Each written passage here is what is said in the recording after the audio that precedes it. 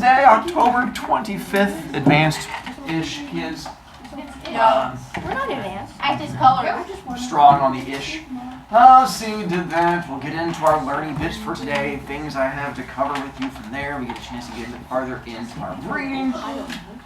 Let's see. For those of you who are not fond of reading, ironically in an advanced class, I do have a page that is now on Canvas that you can go clicky.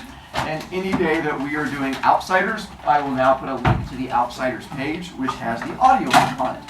When you click little linky link, it's going to bring you to this page, which also has an ebook. So in case you don't have your book at home and you're wanting to read, you can click the ebook. In case you are wanting to listen to someone read, it is not me reading. It is a professional reader. I don't know if that makes it better or worse, if you get tired of my voice or you enjoy my voice, but it's going to be a professional person I found who was reading it instead of me. But I figured I'd put those out there for those of you who want to. Question number 12, Matei, what's up? How do you know if he's a professional reader? Because he gets paid. For today, open up iPad. This is our assignment we're going to take a look at today. It's a pass-fail, easy 8-question thing. It's going to connect to what we're doing tomorrow. Yeah. Okay. Doesn't sound weird. You're going to have to wait on question 13. Thank you. Find today. Click the one that says CDS responses. I mean, you can hit the one that says Outsiders page if you want to look at the audiobooks and go, ooh, audiobooks. But the CDS server, the CDS response, which stands for Class Discussion Survey. Tomorrow, we are going to be doing an all-class period discussion on a topic. One of the things I've wanting to work on with you guys this year is your ability to talk to other humans. So we're going to try and do some discussions to help you guys work on this ability to talk to other people. For that to work, I have questions for you about, do you think class discussions are worthwhile? Do you like talking out loud in class? Stuff like that. So there's 8 questions. The first 6 are just multiple choice about your opinion on things. The only way to fail this is to not turn it in. Then you get to questions 7 and 8. And 7 and 8 are, that says they're essays, but it just means open-ended. It's where you get to submit your opinion. Question 7 says, is there anything you think I should do or change or add to my discussions that you think would make them better in some way? And then question 8, my whole point with our discussions this year is I thought it'd be interesting if you guys got to recommend topics instead of me picking old person topics. If there are things that you think we should discuss or things that you think would go over well for a full class discussion, then you get a chance to submit the idea that you think we should do. With that, I will even put your name next to the question that we use, unless you want to be anonymous. Then you just have to write on there, I'd rather be anonymous. And then I'm more than happy to not put your name on it. If you don't have ideas, that's fine too. I've listed ideas on there that I will start with if no kid recommends ideas. But I figure if you're like, hey, I'd like to talk about, I don't know, blah, blah, blah, then you're more than welcome. Because I've had kids mention, like, first period brought up the ideas of like social media and what they think being on TikTok or being on social media in general does for kids today. So if there is a thing that you think would be interesting for the class to talk about, you can submit it. But that is up to you on that one. I'm going to give you about 6 minutes or so for your response while I read book. Then we are going to go on and move on from there. If you don't finish this in that 6 minutes, then you have homework. I'm going to try and figure all you have to do is hit each of the do you agree or disagrees for the first 6, then you just have to type your opinion if you have them for the other 2. Anyway, there we go. I'm going to read now and pause this. We'll come back to this thing. Ooh, finger. Yeah. All right.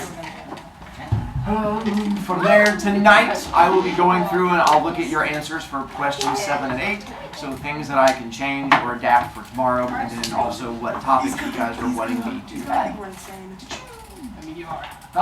So to go along as I've had kids ask me about snacks, I figured I would just make an official thing so that you guys know. I don't care if you eat in my classroom. I don't care if you bring snacks. It doesn't bother me whatsoever. It's one of those things where as long as you don't bring things that have nuts that are going to kill a child, then that's fine with me.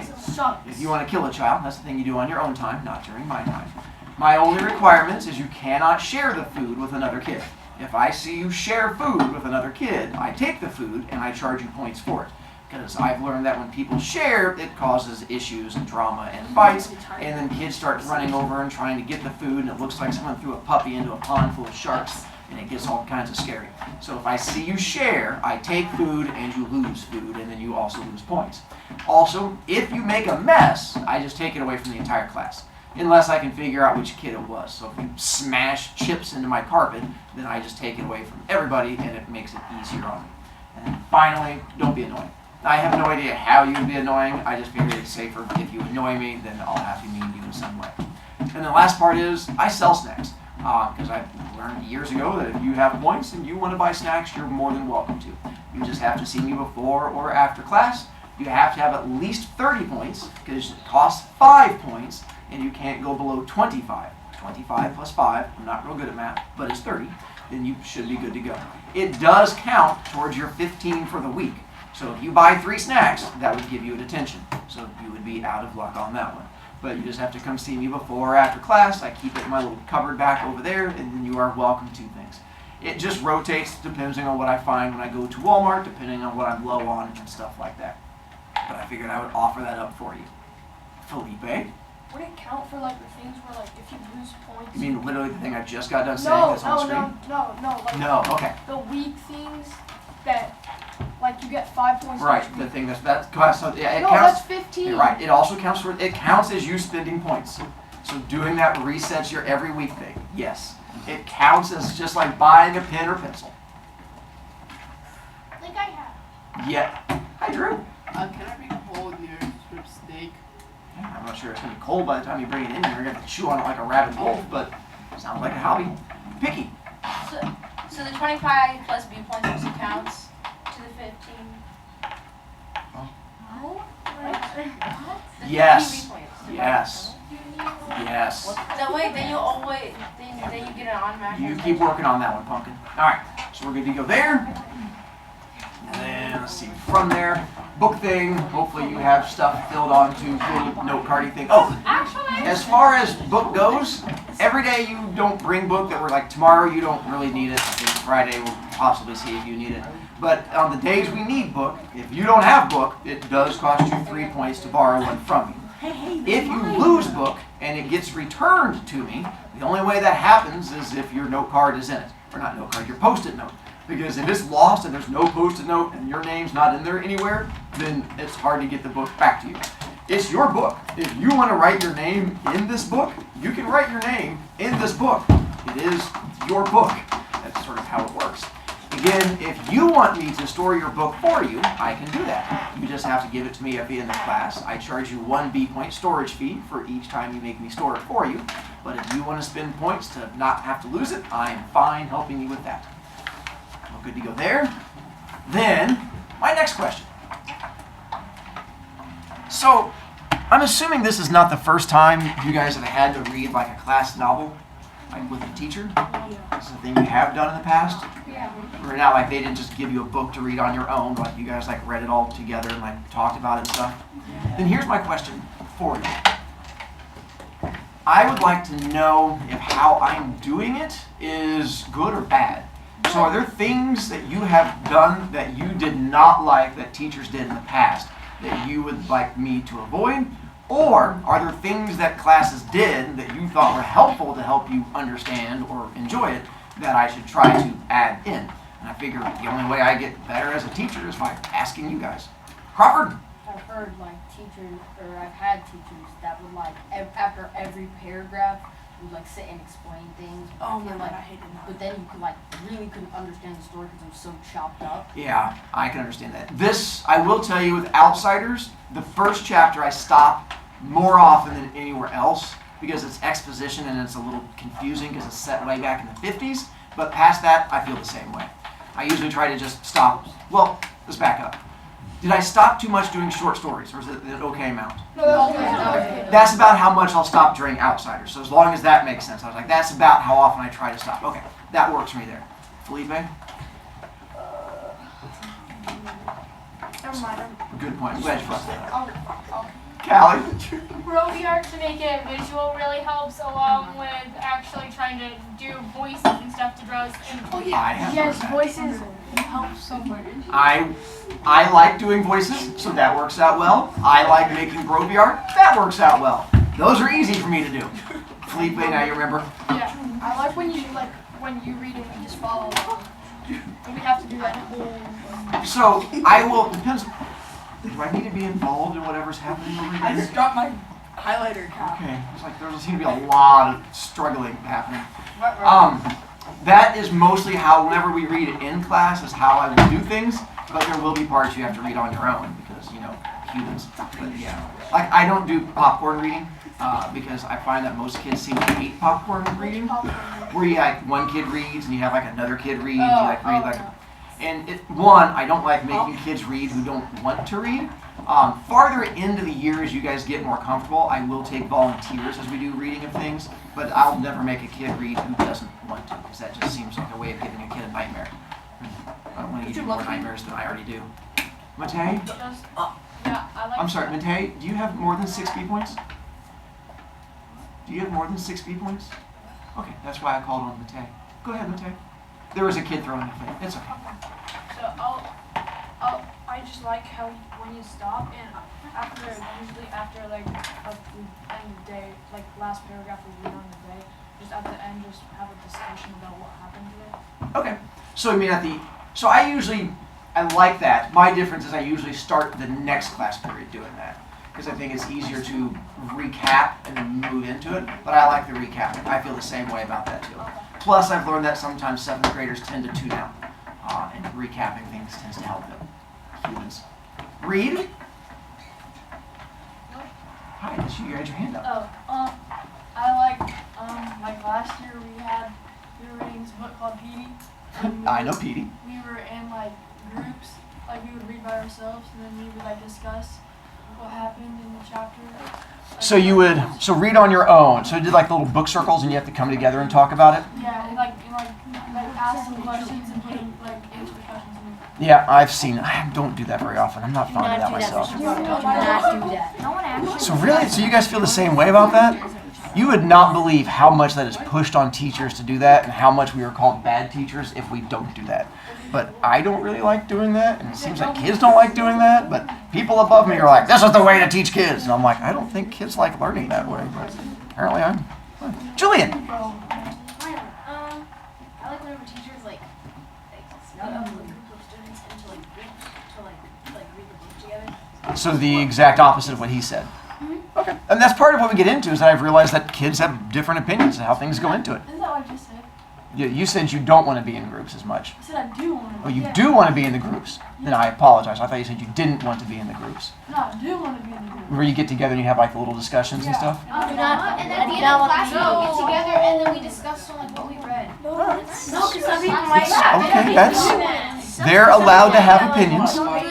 Kyle? Last year, when we read Hatchet, sometimes like after the chapters, our teacher would make us like write a response because there was there was a big space. Because you know how like it cuts off, and she'd make us like write a big response in the empty space, and we hated it. She would force us to annotate. So, Like please do she would not do make us write in the margin. She'd like stop and be like, no, you have to write this down. It's a thing that's also, that's another thing that's pushed on teachers that we're supposed to do, which is partly why I'm having you guys do this thing, is because I figured this was an easier way of doing the annotation, but annotating into the book is a thing that we're supposed to push on you, so just letting you know. Aren't we supposed to make? Wait, we're gonna have. I actually hate her. Summer? No? Yes. I thought your hand was up. Miriam, then I get to move on. So my class for Beaver last year, and we Oh, had just this huge packet that every chapter you had to write something down. But it only had like 4 chapters, but then you would have to write, like, draw the boxes, and it sucked. I'm not doing that either, so that's good. That works out well. All right. Before I get a chance to move on, I will need to. You guys know what paper, rock, scissors is? Yes. Good. Not all of you. Just Drew and Alex. So do paper, rock, scissors to see who wins. Okay. Okay. 1, 2, 3. Who won? He won. Alex, your new seat.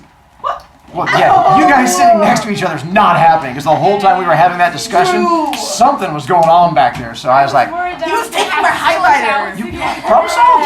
There you go. Thank you for not making me sit back next to you. That's not the way it goes.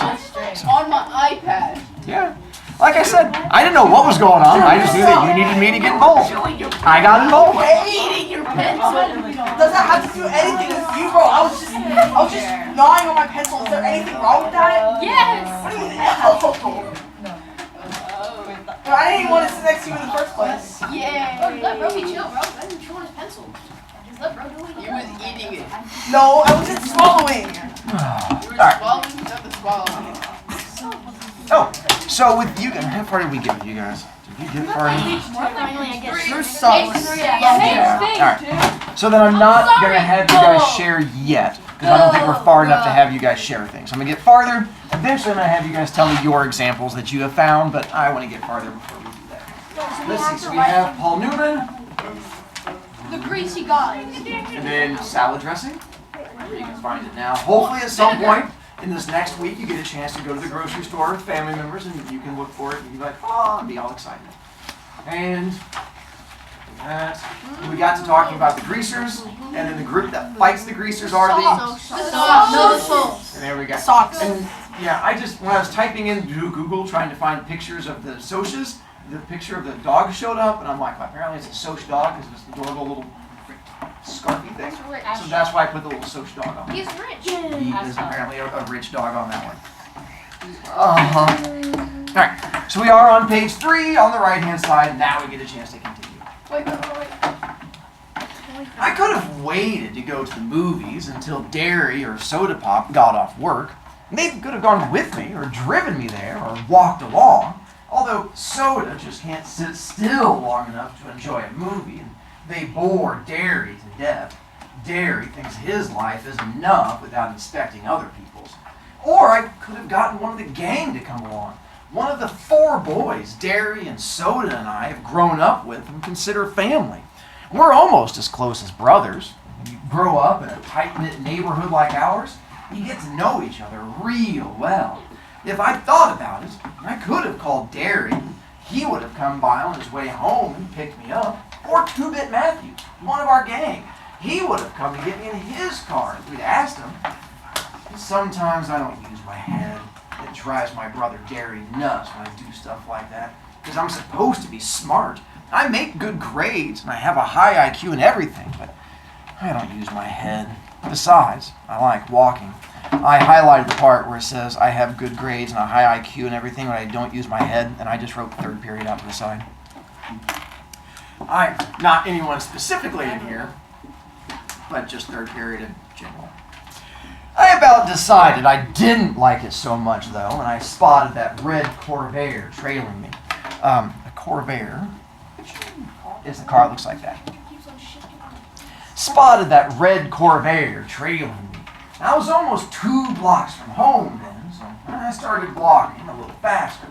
I'd never been jumped, but I'd seen Johnny after 4 Socs got hold of him. It wasn't pretty. Johnny was scared of his own shadow after that. Johnny was 16 then. And I knew it wasn't any use, though, the fast walking, I mean. Even before the Corvair pulled up beside me and 5 Socs got out. I mean, I got pretty scared. I'm kind of small for 14, even though I have a good build, and those guys were bigger than me. I automatically hitched my thumbs in my jeans and slouched, wondering if I could get away if I made a break for it. And I remember Johnny, his face all cut up and bruised, and I remembered how he cried when we found him, half conscious in the corner lot. Johnny had it awful rough at home, and it took a lot to make him cry. I was sweating something fierce, although I was cold. I could feel my palms getting clammy and the perspiration running down my back. And I get like that when I'm real scared. I glanced around for a pop bottle or a stick or something. Steve Randall, Soda's best buddy, had once held off 4 guys with a busted pop bottle. But there was nothing, so I just stood there like a bump on a log while they surrounded me. I don't use my head. They walked around slowly, silently, smiling. The part where it says I don't use my head, I wrote down the kid who got moved to the front row and keeps turning around to try and taunt the kid behind him.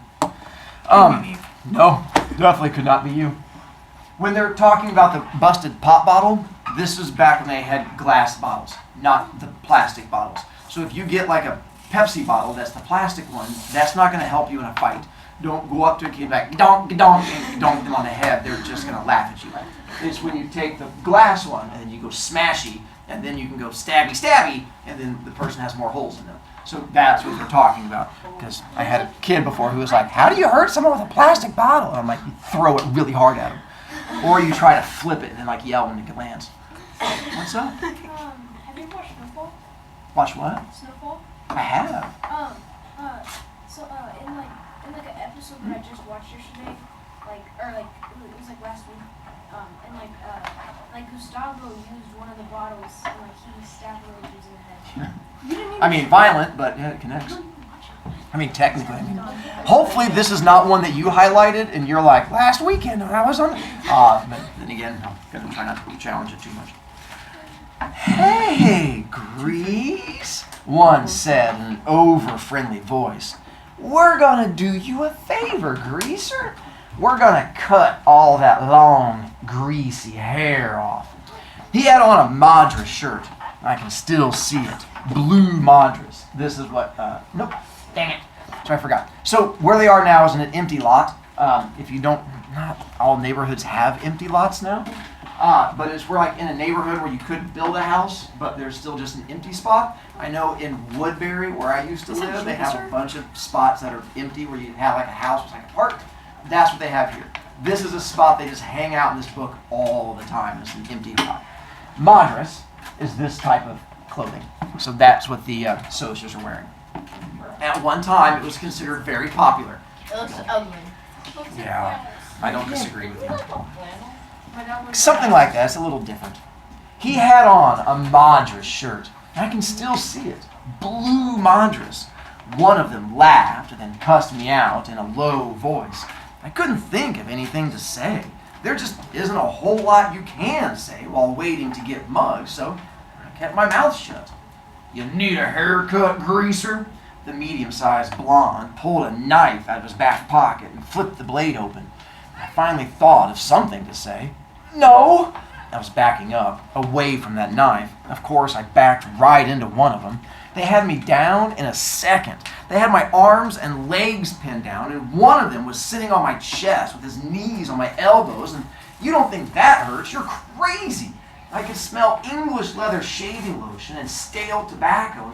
I wondered foolishly if I would suffocate before they did anything. I was scared so bad I was wishing I would. I fought to get loose and almost did for a second. And then they tightened up on me, and the one on my chest slugged me a couple times, so I lay still, swearing at them between gasps, and a blade was held against my throat. How'd you like that haircut to begin just below the chin? It occurred to me then, they could kill me. I went wild. I started screaming for soda, dairy, anyone. Someone put his hand over my mouth and I bit it as hard as I could, chasing blood running through my teeth. I heard a muttered curse and then got slugged again. And then they were stuffing a handkerchief in my mouth. One of them kept saying, "Shut him up, for Pete's sake, shut him up!" And then there were the shouts and pounding of feet, and the socias jumped up and left me lying there gasping. I lay there and wondered what in the world was happening.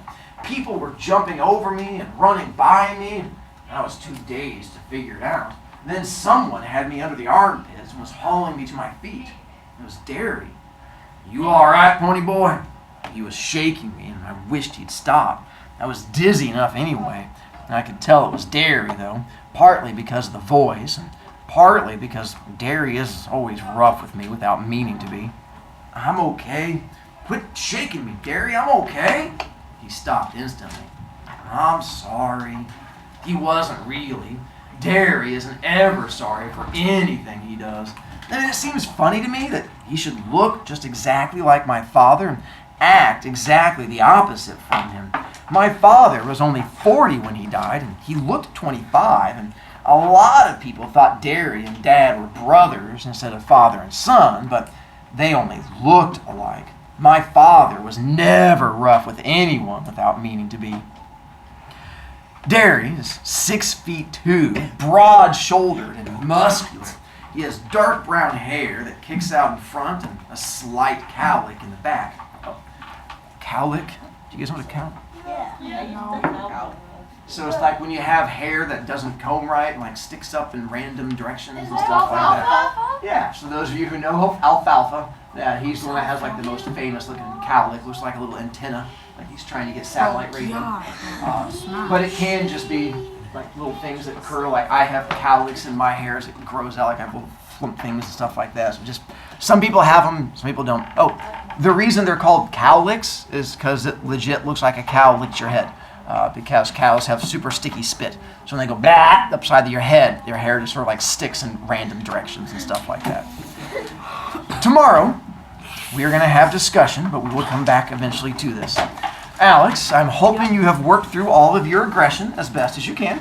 Because tomorrow, if you turn around and threaten him, I'll have to put you in the hallway. But I figured you were working through our emotions today, so I forgave you.